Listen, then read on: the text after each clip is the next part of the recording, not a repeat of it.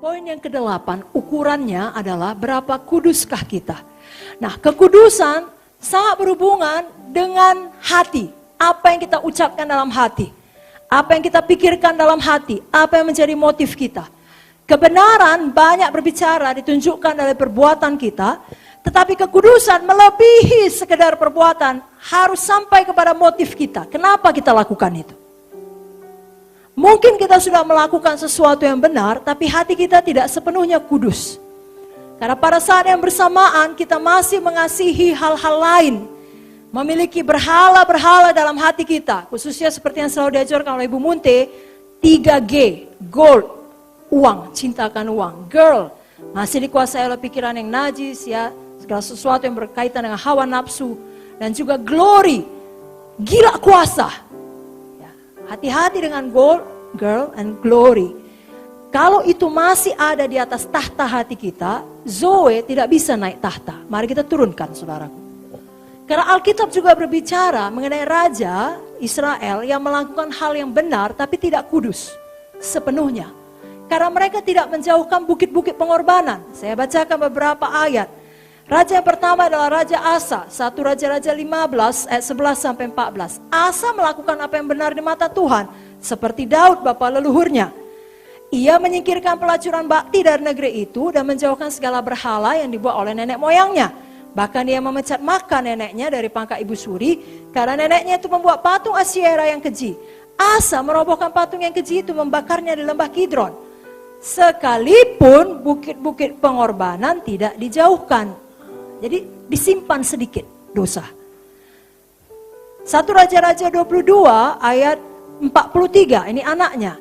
Ia hidup mengikuti jejak Asa ayahnya. Ia tidak menyimpang daripadanya, melakukan yang benar di mata Tuhan. Hanya bukit-bukit pengorbanan tidak dijauhkan. Orang masih mempersembahkan membakar korban di bukit-bukit itu. Jangan simpan sedikit pun dosa, saudaraku. 2 Raja-Raja 12 ayat 2 sampai 3. Joas melakukan apa yang benar di mata Tuhan seumur hidupnya selama Imam Yoyada mengajar dia. Namun demikian, bukit-bukit pengorbanan tidaklah dijauhkan. Demikian dalam 2 Raja-Raja 14 ayat 1 sampai 4 dilakukan juga oleh Yoas bin Yoahas, Raja Israel, Amazia anak Yoas. Bukit pengorbanan tidak mereka singkirkan. Jadi walau mereka melakukan hal yang benar, masih ada dalam tanda kutip kasih-kasih yang lain yang mereka biarkan, tidak mereka singkirkan. Saudaraku, gugurkan dosa. Amin, saudara. Banyak orang melakukan hal yang benar tapi tidak kudus. Tuhan memanggil semua kita naik ke tingkat kekudusan yang lebih tinggi. Saudara ingat kisah kupu-kupu kemarin, bermetamorfosis, Roma 12 ayat 2. Berubahlah oleh pembauran budimu. 1 Petrus 1 ayat 16 ada tertulis, kuduslah kamu sebab aku kudus. Karena karakter kita tidak bisa didasarkan pada karunia kita.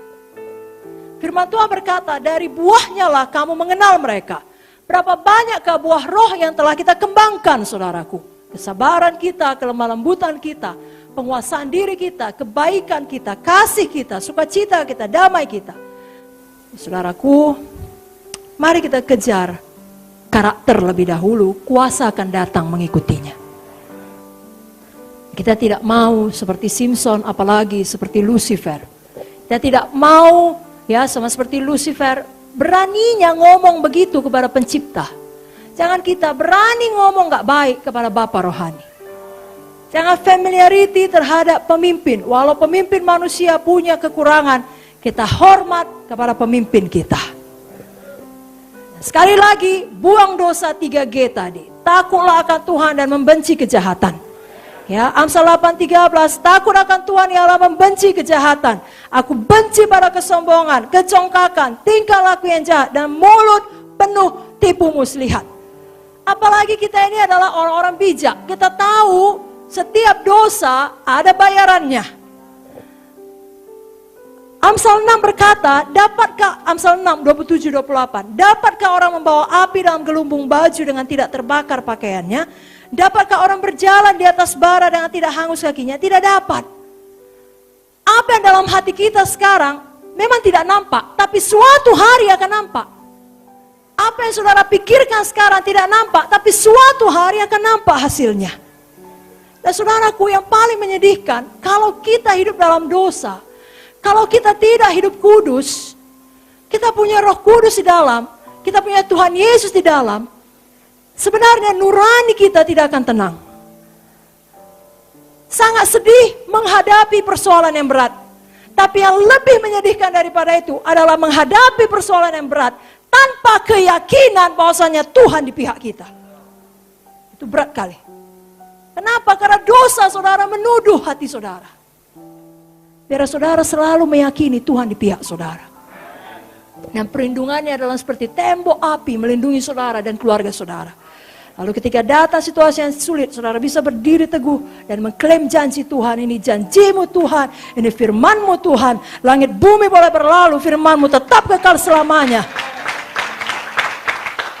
Kenapa? Karena saudara tidak hidup dalam dosa. Haleluya.